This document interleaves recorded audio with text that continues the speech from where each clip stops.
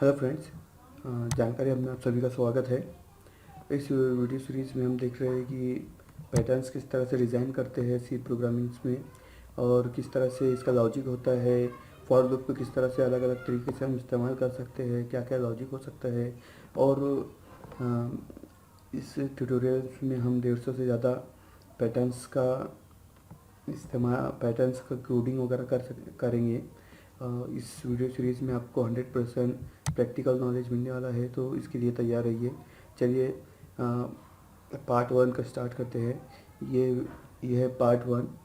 इसमें इस ट्यूटोरियल में हम देखेंगे कि इस तरह के पैटर्न्स को किस तरह से डिज़ाइन कर सकते हैं, इसका क्या लॉजिक है पीछे। सो इस ट्यूटोरियल में हम इस 5 तरह के पैटर्न्स को देखेंगे। ओके, तो सबसे पहले मैं आपको सजेशन देना चाहूँगा कि आपको अगर से कोई भी प्रोग्राम लिखना हो, तो सबसे पहले आप प्रॉब्लम क्या है उसको देखिए। प्रॉब्लम को समझिए, प्रॉब्लम है क्या। प्रॉब्लम को समझने के बाद आप उसका सॉल्यूशन दे सोचिए, क्या सॉल्यूशन हो सकता है, इसका क्या हम कितने आसानी से इसको सॉल्व कर सकते हैं।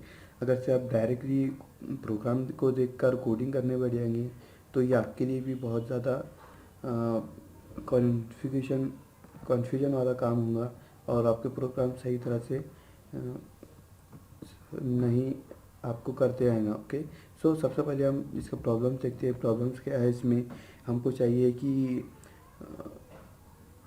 5 रोज इंटू 5 कॉलम हमारे पास है। हमको हर रो और कॉलम में स्टार प्रिंट करना है। ओके, सो इस तरह से जो आड़ी लाइन है वो उसको हम कॉलम कंसिडर ये उसको हम रोज़ कंसिडर करते हैं। इस तरह से जो सीधी लाइन्स है इसको हम कॉलम कंसिडर करते हैं। पैटर्न्स सॉल्व करने का सबसे आसान तरीका यही है कि आप उसको रोज़ इनटू कॉलम में कंसिडर करिए। उसके बाद में फिर प्रोग्रामिंग का लॉजिक लगाइए, और उसके बाद में आपका आउटपुट, डिज़ायर्ड आउटपुट जो आपको चाहिए वो मिल जाता है। ओके, सो सबसे पहले हम देखेंगे कि इस पैटर्न में उनको फर्स्ट रो में भी 5 कॉलम में स्टार, पाँचों कॉलम में स्टार चाहिए। सेकंड रो में भी पाँचों कॉलम में स्टार चाहिए। ओके, तो सभी रो में इनको कॉलम चाहिए। कॉलम में सभी रोज और सभी कॉलम्स में इनको स्टार चाहिए। ओके, सो देखते हैं कि इसको हम किस तरह से कर सकते हैं। देखिए, मैं यहाँ पे एक प्रोग्राम लिखा हुआ हूँ। उस प्रोग्राम में मैंने 2 वेरिएबल डिफ़ाइन किया हूँ। एक कॉलम के लिए कॉल डिफ़ाइन किया हो, और एक रो के लिए रो डिफ़ाइन किया हो। ओके, सो इस प्रोग्राम में बेसिकली मैं 2 फॉर लूप यूज़ कर रहा हूँ। एक आउटर फॉर लूप है और एक इनर फॉर लूप है। जो आउटर फॉर लूप है वो रोज़ के लिए यूज़ होगा, और जो इनर फॉर लूप है, जो अंदर का फॉर लूप है, वो कॉलम के लिए यूज़ होगा। कॉलम के लिए जो यूज़ होगा इसके अंदर हम स्टार प्रिंट करने वाले हैं। ओके, तो इसका लॉजिक हम मैं आपको समझाता हूँ किस तरह से लॉजिक है। देखिए, रो रोज़ से ये स्टार्ट होगा।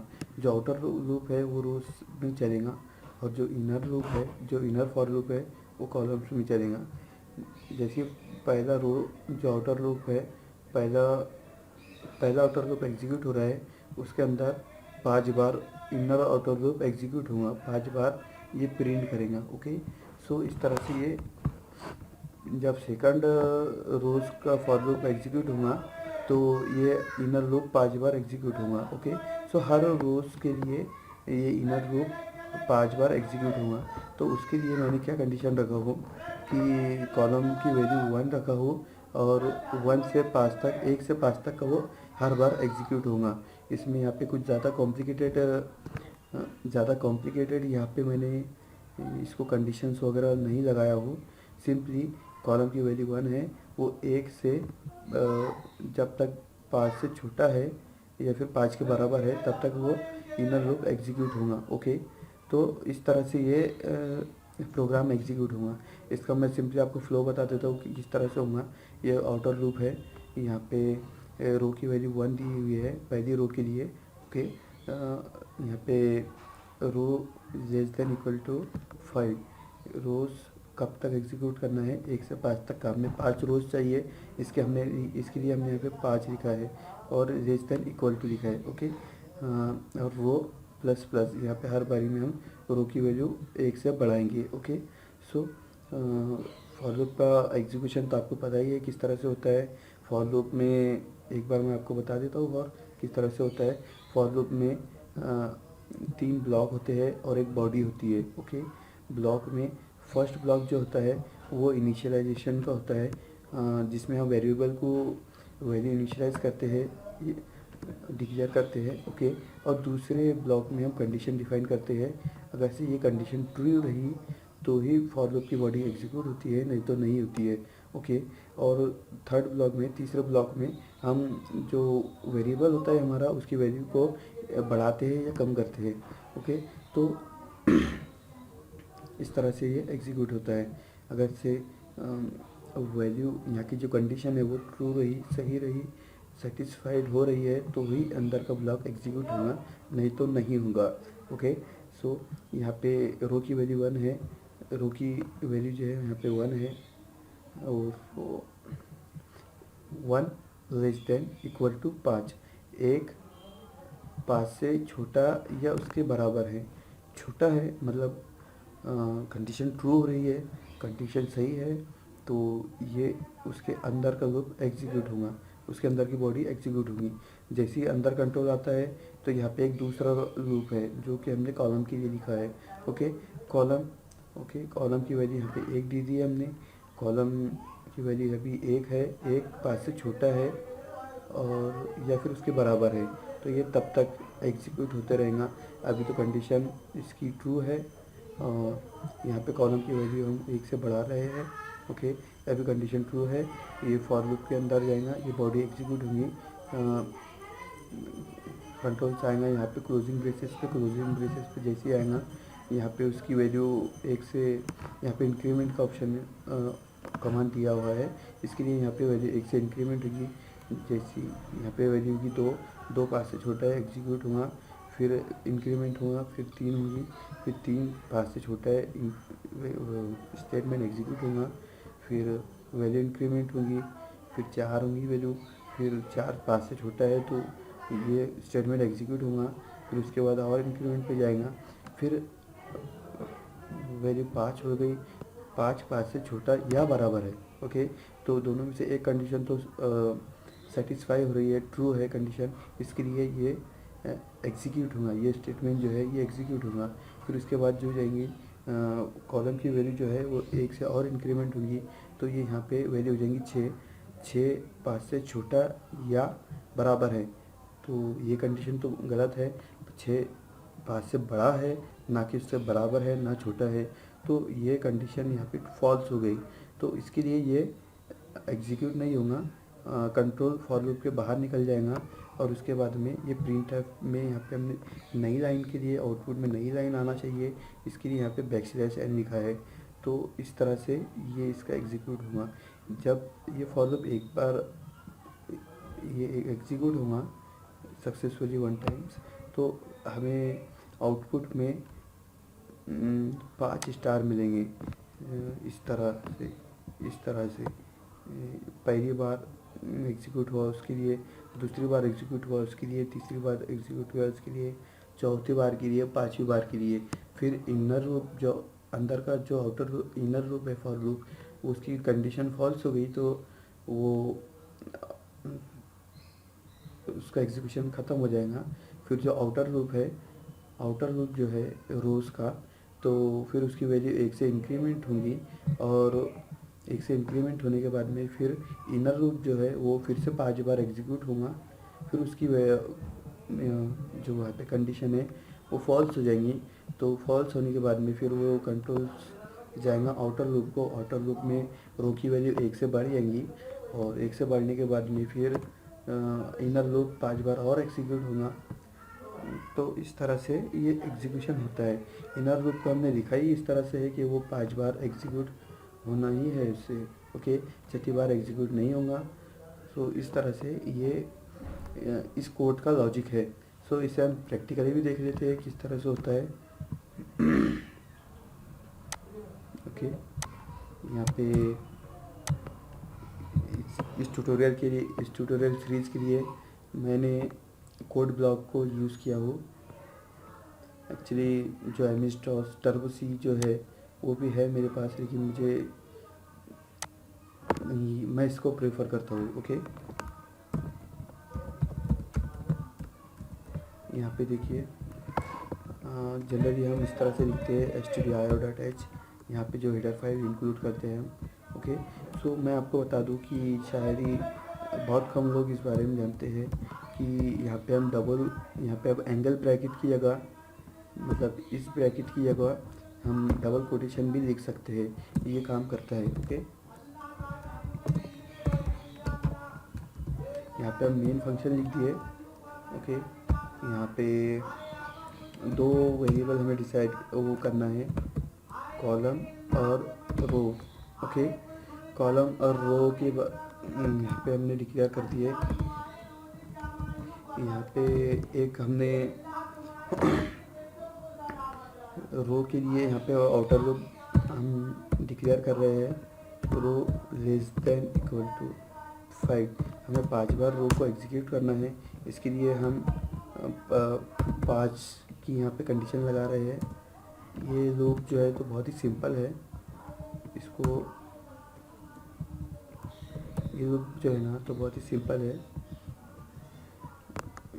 हमें यहाँ पर डायरेक्टली समझ में आ रहा है कि ये 5 बार एग्जीक्यूट होने वाला है। ओके, इसकी कंडीशन ही इस तरह से दी हुई है कि ये 5 बार एग्जीक्यूट होना चाहिए, 1 to 5। ओके, जो इस तरह से हम जो अंदर का जो फॉर लूप है, जो हम कॉलम के लिए जिसको एग्जीक्यूट करने वाले हैं। ओके, कॉलम के लिए जो एग्जीक्यूट करने वाले हैं उसको कॉलम के ओके उसकी भी सेम कंडीशंस रहेंगी। ओके,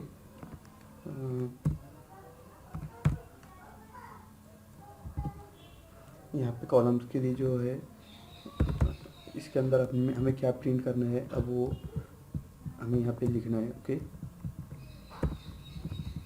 हमें सिंपली यहाँ पे स्टार प्रिंट करवाना है, और जब अंदर का फॉर लूप एग्जीक्यूशन ख़त्म हो जाता है, उसका कंडीशन फॉल्स हो जाती है, तो हमें सिंपली नई लाइन पे उसको कंट्रोल को ट्रांसफ़र करना है। ओके, सो ये तो हो गया हमारा लॉजिक।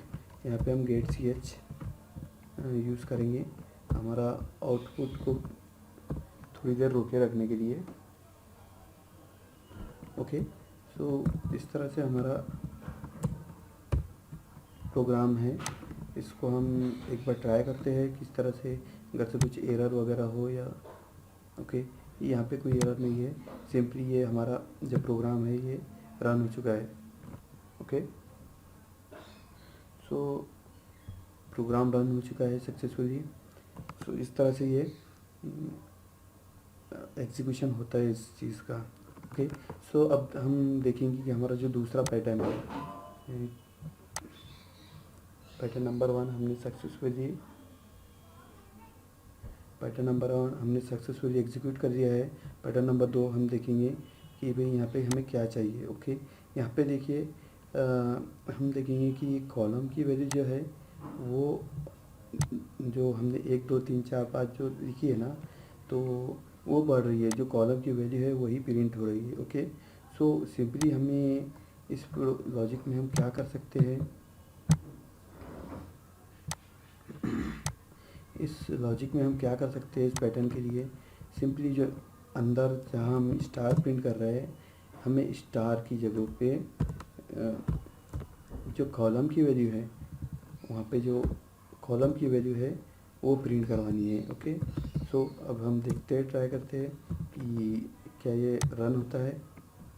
ओके, देखिए यहाँ पे मैंने सिर्फ कॉलम की स्टार की जगह पे कॉलम की वैल्यू दी है, तो ये हमारा हो गया दूसरा pattern. Same pattern, same total code same है, पूरा ही कोड सेम है, सिर्फ मैंने इसकी जो स्टार की वैल्यू थी उसको स्टार की जगह पे कॉलम कर दिया हूँ, कॉलम की वैल्यू हो गई है। तो सिंपली ये हो गया हमारा pattern number 2। Okay, pattern number 3 अब हम देखेंगे। अब तो शायद आपको समझ गया होगा कि ये किस तरह से चेंज हो रहा है। पैटर्न नंबर 3 में क्या हो रहा है कि जो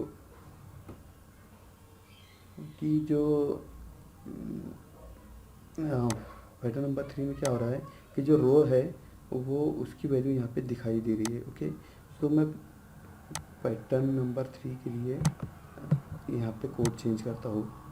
ओके, सिंपली मुझे यहाँ पे कॉलम की वैल्यू नहीं देके रो की वैल्यू देनी है और सेव करके मुझे एग्जीक्यूट करना है। ओके, देखिए मेरा आउटपुट आ चुका है, मुझे जो आउटपुट चाहिए था पैटर्न नंबर 3 में। ओके, पैटर्न्स के जो प्रोग्राम्स होते हैं बहुत ही आसान होते हैं, बस इसे हमें समझने की ज़रूरत होती है कि किस तरह से एग्जीक्यूट होगा। अगर से आप टोटल हमारे यूट्यूब सीरीज़ देखेंगे तो आप किसी भी तरह के पैटर्न्स को आसानी से एग्जीक्यूट कर सकते हो। ओके, देखिए ये तो हमने बड़ी आसानी से कर दिया कि भाई ये 1 था, 2 था, 1 to 5 था, कि हमने थोड़ा सा चेंजेस करके ये कर दिया है। अभी अगर से हमें ये करना है ये प्रोग्राम पैटर्न नंबर 4, तो इसके लिए ये तो ABCD वाली वैल्यू है, इसके लिए हमें क्या करना होगा, तो देखते हैं क्या करना है। ओके, सो यहाँ पे क्या करना है,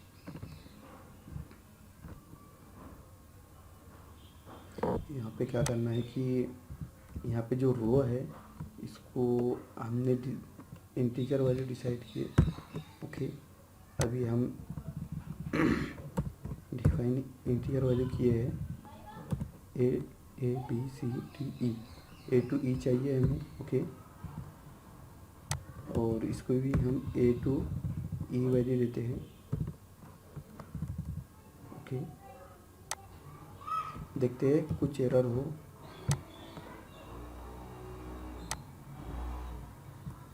देखिए यहाँ पे एरर दिखा रहा है मुझे कि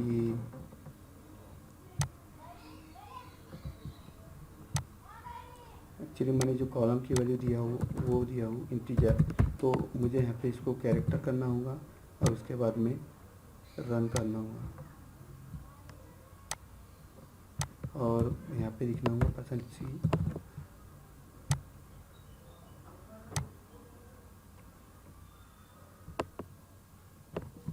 फोर में हमें कॉलम की वैल्यूज डिस्प्ले करनी है। ओके, ये है हमारे पैटर्न की वैल्यूज़, ये कॉलम की वैल्यूज़, यहाँ पे है हमारी टोटल की कॉलम की वैल्यूज़। ओके,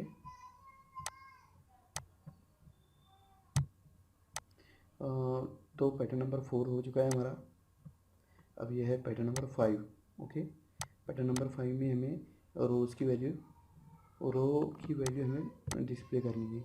रो की वैल्यू तो हमें डिस्प्ले करनी है, तो सिंपली हमें यहाँ पे कॉलम की जगह रो लिखना है, रो टाइप करना है। Okay, control S. Okay, run करें, यहाँ पे रन हो गया। सो ये थे फ्रेंड्स टोटली हमारे 5 टाइप के अलग अलग हमारे पैटर्न्स। सो इसको हमने बड़ी आसानी से इसको टाइप कर इसकी कोडिंग की, इसके प्रोग्रामिंग लॉजिक के बारे में हमने जाना है। सो इस वीडियो ट्यूटोरियल्स में अगर से आपको कोई भी दिक्कत हो, कोई भी परेशानी हो, तो कमेंट्स कीजिए, कमेंट्स में हमें टाइप कीजिए, हम आपको श्योरली हम गाइड करेंगे। ओके, सो आगे की वीडियो तक के लिए अलविदा, बाय बाय दोस्तों।